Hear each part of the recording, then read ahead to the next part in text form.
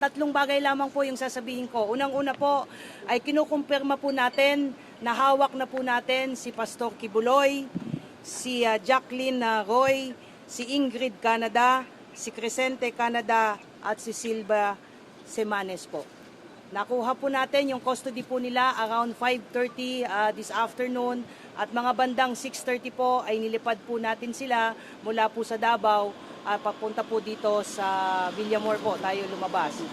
Lumapag po sila ang C-130 lulan po nitong mga nasabing individual at nakakating po sila dito sa Villamor na around 8:30 ng gabi at nakakating po tayo dito sa custodial facility na mga around 9:10 ng gabi po. Sa ngayon po ay nag-undergo po sila ng booking process. Kasama na po dyan yung fingerprint at mugshot at natapos na rin po yung physical and medical examination. At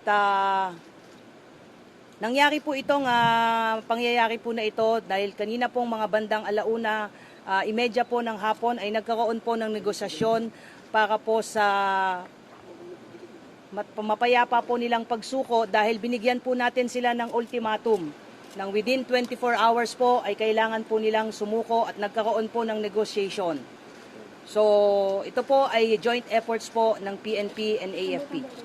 Maraming salamat po. Sa loob ba ng sila sa loob ng Freedom of Jesus Christ sumuko o doon po mismo sumuko? Yes po. Opo. Sa loob po ng KOJC compound po natin sila nakuha. Ma'am, dito sa loob ng PNP Custodial Center, magkakasama po sila sa isang kwarto? Paano po mangyayari? Wala pa po tayong detalye po dyan. Maraming salamat po. Yun lamang po. May masusunod na mangyayari po?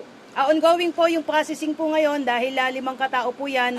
Sabay-sabay po silang binubuking po ngayon at na-inspect na rin po sila at nasa maayos naman po silang kondisyon. Although some of them based po doon sa medical examination po, medyo mataas po yung BP. But other than that, okay naman po sila at tuloy-tuloy po yung processing po ngayon. Ma'am, which case po sila na binuking po kanina? Lahat po ng kaso at diyan din po nangyari pagdating po nila dito sa custodial ay isinerve po yung warrant of arrest po sa kanila. Kung matatandaan niyo po, 3 kaso po ito.